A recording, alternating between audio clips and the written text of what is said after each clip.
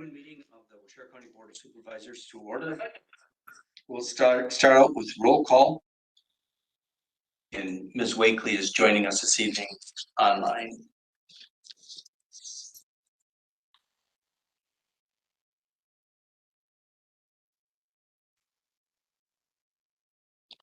And everyone's here except for Mr. Wadle. Ms. McCormick has resigned, so there's no one in District 1. At this time, if you'd rise for the silent prayer and the Pledge of Allegiance.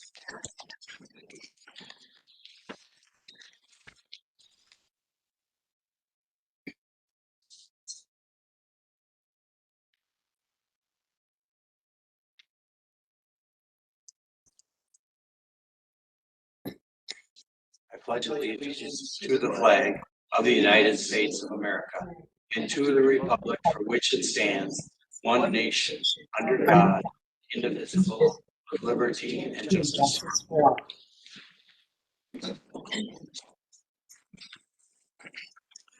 Okay, you all received an agenda. I would look at this time for a motion to approve the agenda. Motion by Mr. Foster. Is there a second? Second by Mr. Urban. Is there any discussion? If not, all in favor? Aye. Opposed? All right, that passes. You were also sent the meeting minutes of the May 20th, 2025 regular meeting. Is there a motion to accept those minutes? Motion to approve. Motion by Urban, second by Peterson. Is there any discussion? Okay, hearing none. All in favor? Aye. Okay, and those minutes are approved. There's nobody that signed up for public comments tonight. We have no unfinished business. We'll move into new business reports and presentations. First is the county administrator's monthly report with our administrator, Megan Cat. Thank you. So on the personnel employee front, I'll start out with, I'm happy to report EMS is currently fully staffed with their full-time employees. They recently had 6 individuals that completed and graduated from the in-house paramedic program that they piloted over this past year. So far, 4 of those have taken and passed their tests and are all on board as certified paramedics at this point. So just waiting for the final 2 to pass that as well. Also from EMS, I'm happy to report Keith Melvin, our EMS chief, was appointed by our governor to the State Emergency Medical Services Board recently. So he's going to serve on there for a 3-year term. There'll be a handful of meeting commitments in Madison, but very excited to have him have a seat at the table and be able to advocate for our needs down in Madison. So congratulate Keith Melvin if you see him on that appointment. Just a brief follow-up from the wage study that was approved last month. Following the county board meeting, we did get a memo out to employees the next day to inform them of the implementation plan for the wage study. We also held a town hall listening session so that we could address some common questions, explain what the process was, exactly what was approved, and answer any questions related to that. HR also sent out letters to employees in the beginning of June for individuals who will be moving to that new pay plan in July. So that's that has been communicated to employees. Next week, our cohort that's been going through the Initiative 1 leadership transformation will be finishing up our sessions. So it's been a group from public health along with myself and Deb Denker from HR. It's been a really, really great training program. Excited to have been able to have that opportunity that public health was able to bring forward with grant funds. So it was a really great opportunity for some leadership growth for myself, as well as all that were able to participate there. Last week, we had 3 individuals from the county that we were able to send to the annual Initiative 1 Leadership Conference in Green Bay. It was a really, really excellent training for the ones that attended. And they were able to come back to our department head meeting today and share their key takeaways and what they learned. So great opportunity there for leadership development. The courthouse demolition project is nearing completion. We have a couple of resolutions on the agenda tonight for the property transfer to the YMCA. And also just mark your calendars, the Waushara Community YMCA is planning to hold their groundbreaking ceremony next week, Tuesday, June 24th at 1 o'clock. It is open to everyone.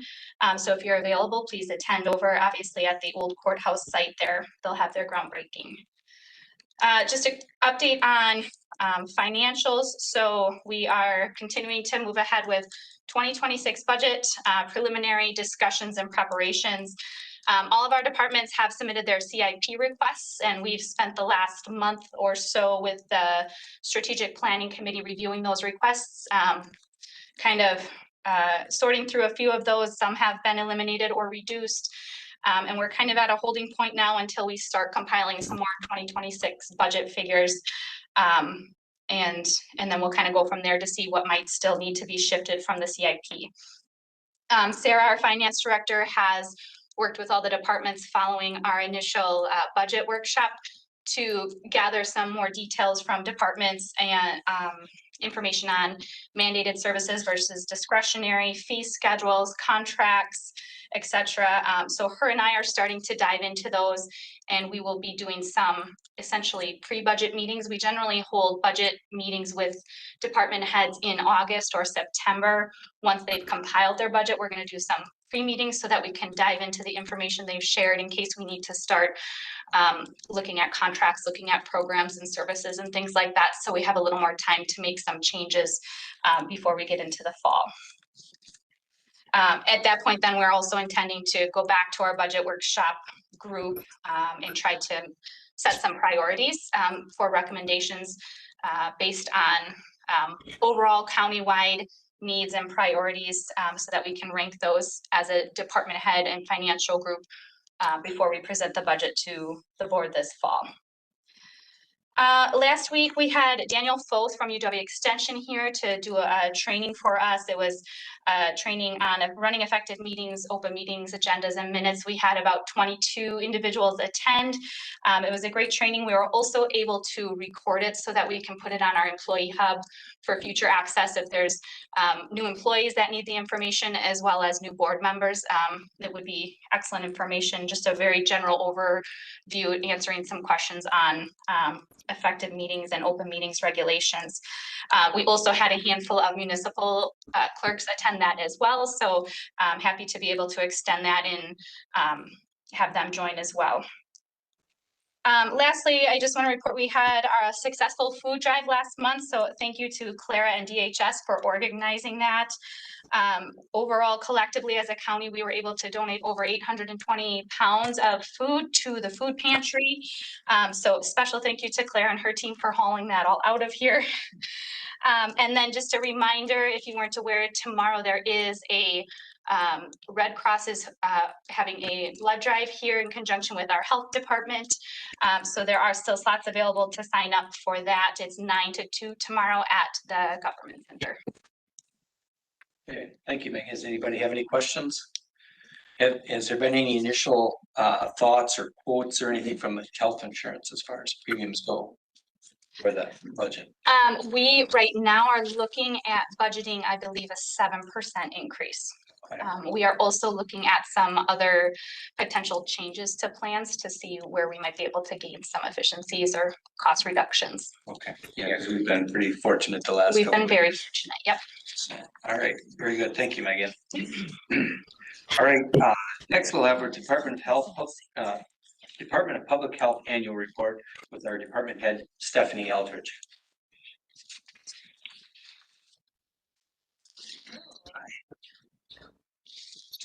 So every year we do an annual report, and it's posted online. So I'm not going to go through every program and service that we do, but a lot of the data that we capture throughout the year is in here in a description of each of our programs. Some new initiatives that we did last year. Jennifer Pulvermacher, she's our health educator. Our REACH team created Ottumwa walking routes.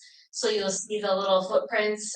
They start at the library and work around. There's different, I guess, paths you can take depending on how long you want to go, up to half mile, things like that. One of our nurses also initiated the Pregnancy and Infant Loss Remembrance Walk, which we held in Wild Rose in October. We had 34 participants in that, and she gave a great awareness speech about safe sleep for our little ones. We also have a pack and play program that the money raised from that walk is going towards training our first responders to be on the lookout for unsafe sleep practices in the home when they are out on calls. And then we're partnering with them to get them also trained with how to educate individuals with pack and plays and how to keep their little ones safe. So those are the two big things that we did new last year. Starting at the end of last year, we had some staffing changes. A couple had resigned, including our environmental health manager, which has now been filled.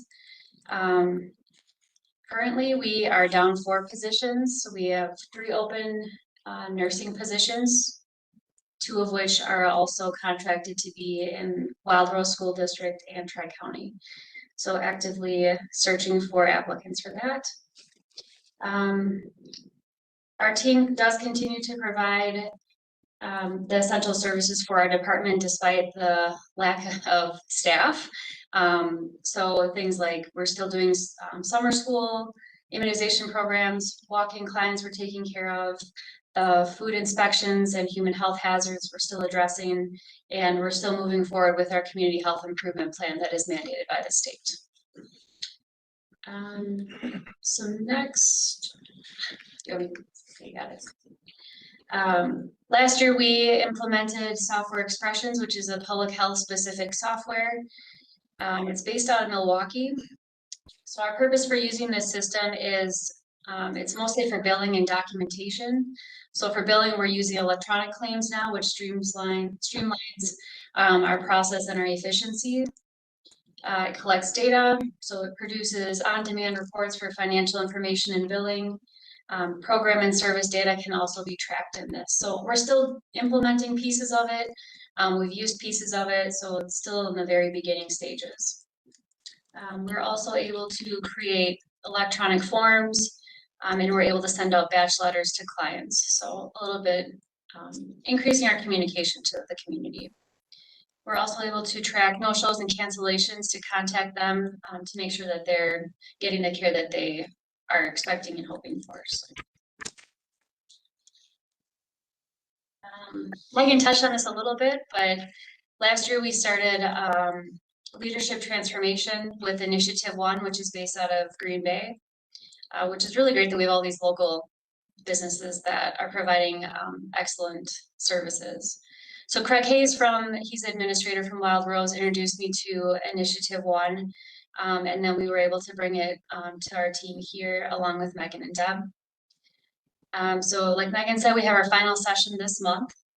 The purpose of going through the transformation process is really to transform our department culture and to grow our leadership. Oftentimes we think of leaders being in specific positions, but in the health department, we see it as each one of us is a leader in our community in the work that we're doing for the health of our community. So some of the things that we've been working towards are really individual work with ourselves, but then collectively as a team, how do we interact and communicate with each other? So some of the principles we learned were eliminating drama, learning to lead by our values, our personal values and our department and county values, building a high trust environment, improving decision-making, creating effective teamwork. So all this starts with our day-to-day practice and our peer-to-peer accountability.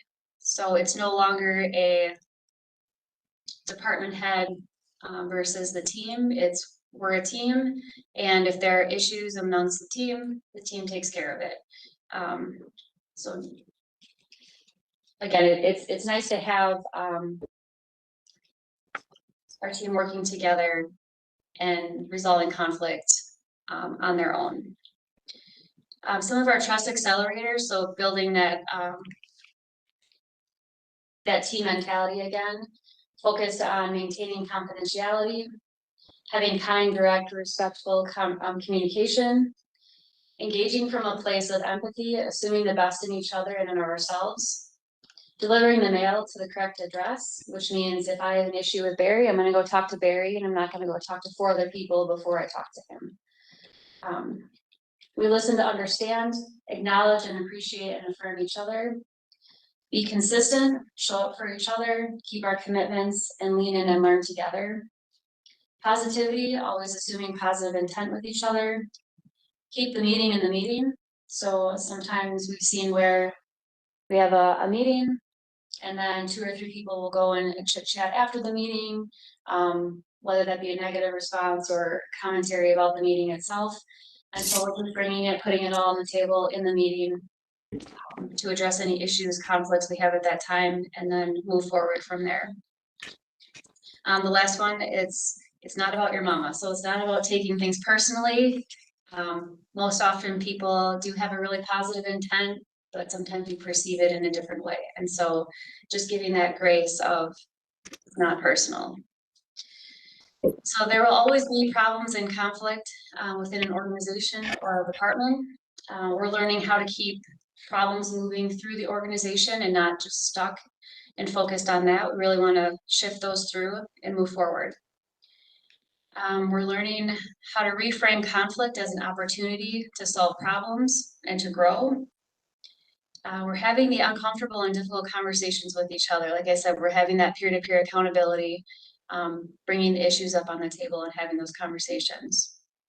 We're taking responsibility, which means that we're becoming part of the solution rather than blaming each other or blaming the community or blaming the state or federal things that are going on right now. We're just doing what we can do as a department and as a team. So this process continues to challenge each one of us to stay on purpose and to stay in leadership. That's what I have for our different updates. Any questions? Okay, very good. Stephanie, thank you. Is there any questions for Stephanie? I have one question. I mean, that sounds like a great leadership training for all your employees. I mean, anytime that you can advance somebody in education, it's great. Just curious if we're gonna move that to other departments, do you know, or? I would love to, and I had a conversation with Tracy, who's been our leader through there and one of the leaders at Initiative One. If we have the funding for it, absolutely. It's not a cheap program. It's quite expensive. And again, Stephanie had some grant funding that allowed us to go through that. So at this point, it's a little bit cost prohibitive, but I would like to continue to do that. They also have a train the trainer program.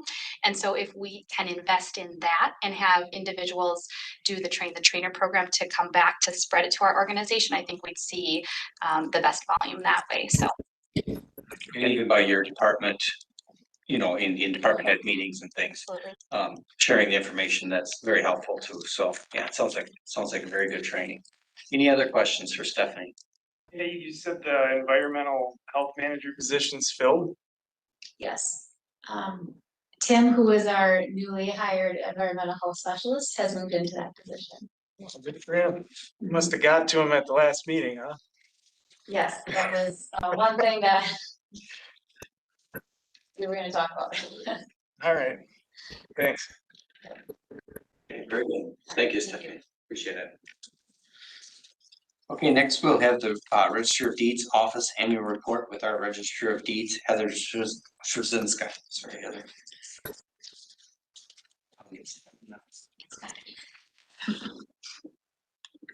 Good evening. We have all the short people at the moment. That's great. Okay, so oh, I gotta do this. I have to hold it, yes. Okay. The Register of Deeds team consists of myself, my full-time deputy Stephanie Marson, and my part-time deputy Louise Schreiner. One of the major things that we do in our office is we record real estate documents. So our reporting numbers for 2004 had increased over 2023. We recorded over 6,000 documents last year. And our year-to-date 2005 is looking better, a little better than 2024. So staying right on track. The real estate transfer fee that we collect, which is the 20% to us and 80% to the state, was up substantially. A lot of that has to do with the values of the sales that are going through. So that is a bonus. One of the other things that we do is record or reissue vital records. In 2024, we were higher than 2023, and year to date, we are a little bit lower than last year. I think some of that has to do with the fact that statewide issuance might be actually hurting us a little bit, and just based on the fact that we're a smaller county. And then also the Real ID deadline has now expired. So that was postponed for many years. And now that that is finally done, it's probably gonna slow our numbers down a little bit that way.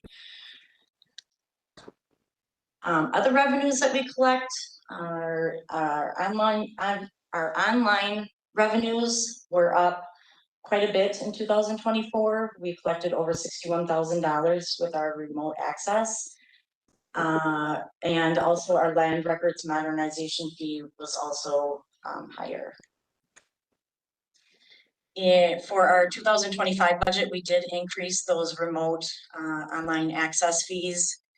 It had been since 2017 since we had done it, and then also since 2017 we had imported another 151,000 documents to our repository, so it was a good time to do that. Surplus funds that we've returned to the general account in 2024, we sent back approximately $56,000 for a 6-year average of $58,000. So getting back to our normal that way. Some of the accomplishments in the office. So county abstractor duties, those are the searches that I do for the tax foreclosure process. These are searches that are 30 to 60 years going back. Yeah, last year I did 57 reports for 73 parcels, and that was primarily the city within the cities and villages. The prior 2 years, we had done a lot of the townships. So in May of 2023, we implemented the e-return process, and basically that's just returning paper documents electronically. This is different than e-recording. E-recording documents are submitted to us electronically and returned electronically. The e-return process is paper coming in, electronic going out. So we no longer mail out documents to people. We get an agreement signed by them. And I do continue to send back deeds from transactions if I have the forwarding address for the purchasers, because that's one way that I can also send out our property fraud alert flyer is to that new owner. So I do continue to do that. And then the program that is built in actually helps to calculate an approximate savings for postage, for envelopes, and labor cost. So in 2023, we saved just shy of $600 in postage. And then in 24, we saved just over $900. And then total savings, postage, labor, envelopes in 2023 was just shy of $1,500. And last year was just about $2,000. So I think we're probably getting to a point where that's gonna even out. Because we're really not sending that much in anymore, and most of our stuff is being electronic, so. Recording notification system, this is what we call our property fraud alert. This is a nationwide hot topic. One of the things that I did in the 2024 tax bills is I mailed out that property fraud flyer. Then there were probably 10,000 more or less. In 2024, we had 769 subscribers year to date. This year we have 330, which brings us up to 2,500 subscribers since 2014. So strategic planning is another thing that we're working on. Due to the small nature of our departments, the Register of Deeds, the County Treasurer, and the GIS department have combined into one team. We have gone through our first workshop, not workshop, and we we're able to find some external customers, one representative from the title company, one from a law office, municipal treasurer, and then also realtor. So getting some of that external feedback to me is just as important as getting that internal feedback.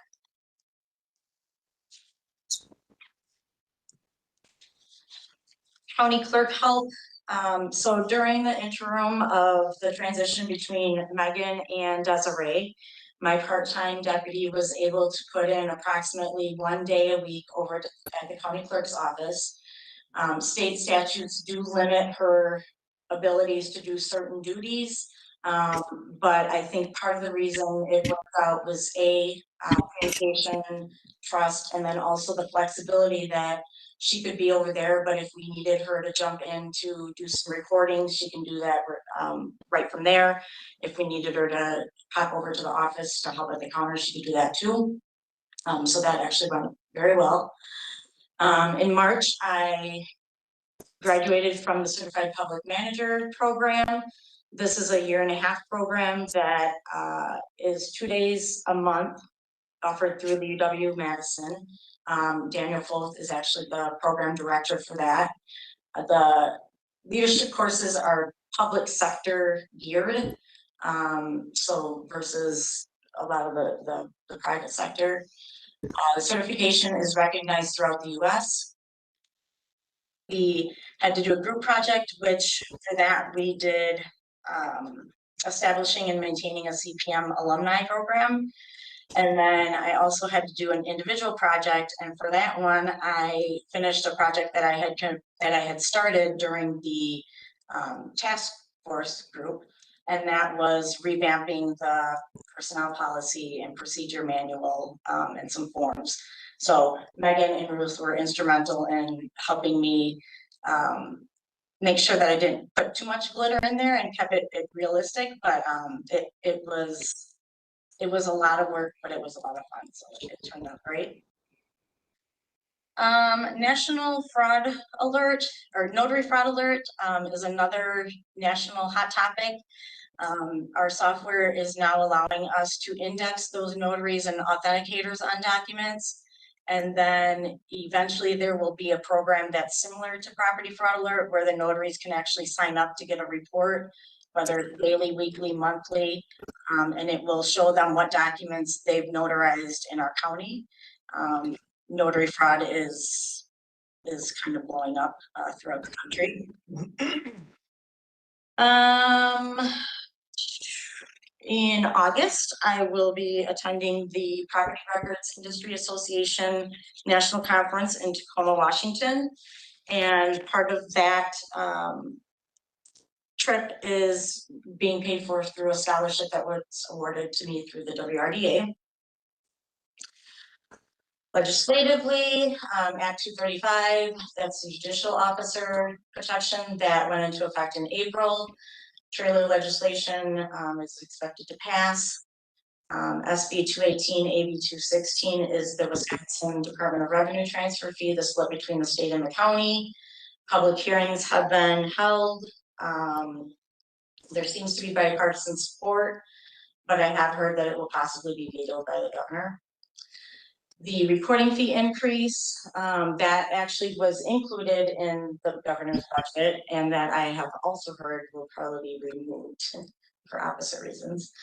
And then the state statute 5943, the Register of Deeds bill, we had an LRB assigned to that. We've gone through 4 drafts. That currently is on hold. Just waiting for the budget process to get done. And then finally, IT costs are one of my larger line items on my budget. And so I thought that it might be beneficial just to kind of highlight some of the services and products that we get for that cost. First of all, there's the annual maintenance fee, and in 2024 we paid just shy of $20,000. This amount is based off of the actual documents, the number of documents that we record, and it also includes any updates or upgrades to the software. We also started using their hosting service, which is called Bastion. This is a service that houses our records and our data in Iowa, so offsite. This amount is based off of our repository size, and that was just shy of $19,000 last year. So some of the benefits of this are cyber event recovery and emergency disaster recovery. So for example, in Rock County, they had an event. They have the same software and service that we do. The Register of Deeds office was up and running within 24 hours. Wapaka County does not have the same service. They're on a different software. They had an event and they were down for weeks. And then Iowa County has been down since April 28th. So, and I've not read that when they're going to be coming back online. So this has sparked a lot of disaster recovery plans internally in our office. So having things like kind of going backwards, having hard copies of customer list and vendor list and labels for recording information put on paper documents, keeping a log of our last document number. Our vendor has the ability to stop our e-recordings, so they would just be held in a queue until we were up and going. But then just a few other updates and upgrades that are included in that maintenance fee. So Citadel is valued at $20,000, and this is the module that will allow us to shield judicial officer information, so no additional cost. Laredo Connect valued at $12,000. That is our online remote access finance module. Property fraud alert you're aware of, $5,000. Tagless e-return, $5,000. That's what enables us to e-return things instead of mailing them. We did a doc type cleanup that was estimated at $1,000, and we went from 180 document types to 90. And then notary fraud alert, which is also estimated at $20,000, which will be the module that'll allow notaries to get reports on what they've notarized. So it's not cheap, but we do get a lot of benefits, I would say, from the software. So I'm proud of that. That's it. Any questions? Heather, remind me now, Sorry. what the split was gonna be changed to in that bill 218? So the split was going to be changed to 50-50. But it was going from $3 per thousand to $2 per thousand. Okay, so it'd be less money, but we'd get more. In the end, it would still be more money for us. It would be less money on a seller of a transaction, which at the values that they're selling for, they wouldn't even know it. So it might be something that we should reach out to the governor's office when it's done with to Yeah, ask him not to, yeah, because I mean, because it's important. right, it really is, and our small county, I mean, I did the numbers for the land information council, and it was like $300,000 and some thousand for our county. Sure. So that's a few positions. Yep, exactly. And then also, you said that you sent out a warning for property fraud. Is that a big issue here? I mean, is it? I mean, I know it's cities, it is. I'm not aware of any successful fraud, I guess, in the county. I know in neighboring counties, there have been some instances.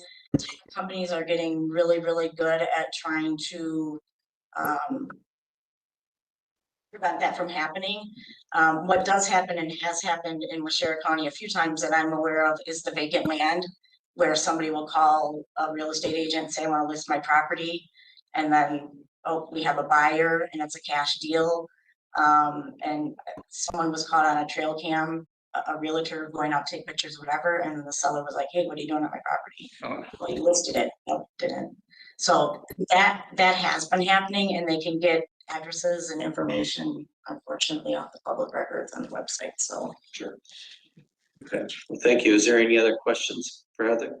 Heather, was that Iowa County that they are not in that program? They are not.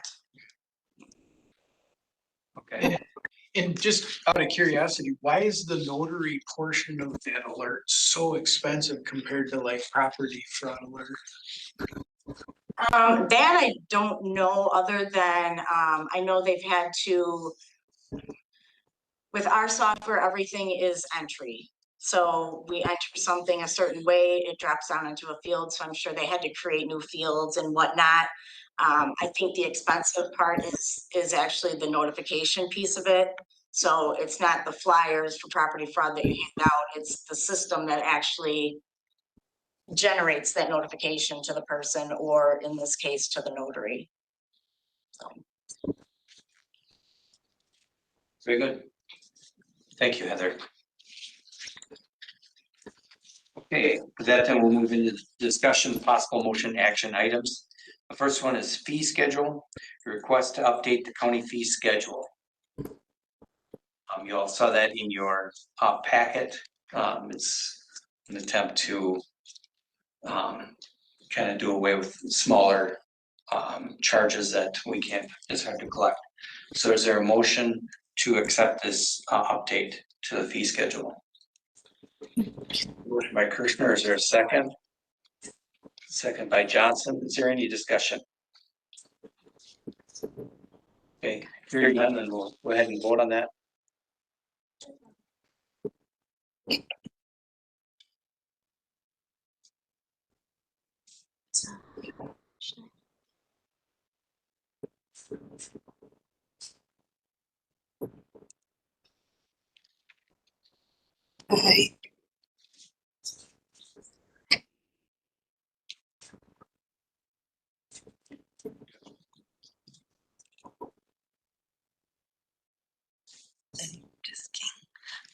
Mr. Supervisor King? Yes.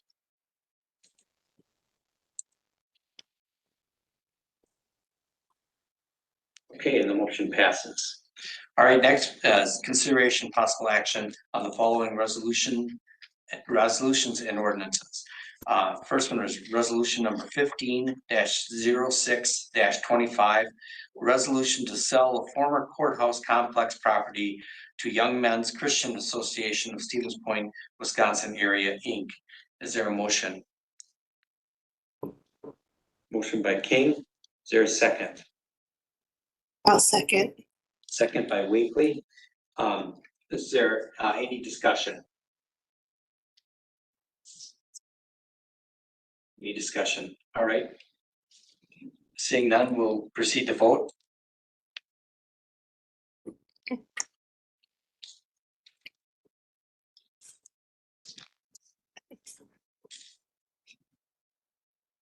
Supervisor King? Yes.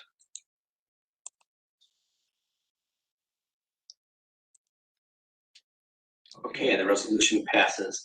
The second one, resolution number 16-06-25 is a resolution to provide donations to the Stevens Point Area Young Men's Christian Association, Inc. Foundation. Is there a motion?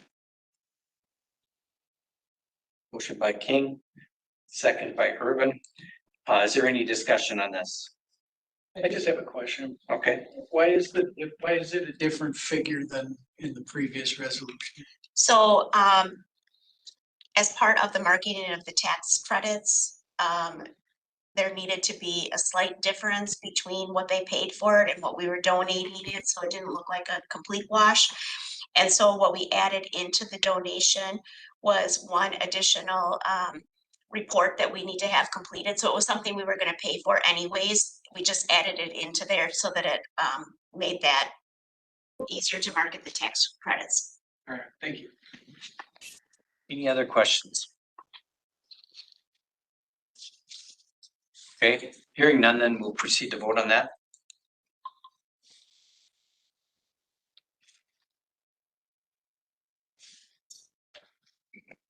Supervisor King?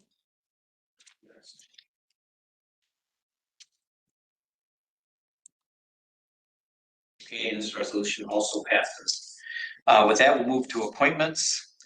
Aging and Disability Services Board. for Della Alvarez. Her term is June 1st, 2025 through May 31st, 2028. Jeannie Loberg, also term June 1st, 2025 through May 31st, 2028. And Carl Weber, his term as well, 2025 through May 31st of 2028. Is there a motion to accept? Motion by Bossert, is there a second? Second. Second by Wakely. Is there any discussion? Okay, hearing none, we'll go ahead and vote on that.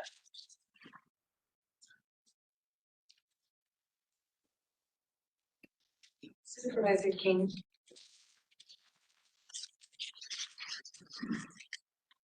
Okay, and those appointments are approved. All right, very good. With that, we're up to the board suggestions for future agenda items. Is there any suggestions?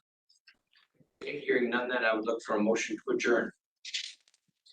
Motion by Peterson, is there a second? Second by Urban. Adjourn. Thank you.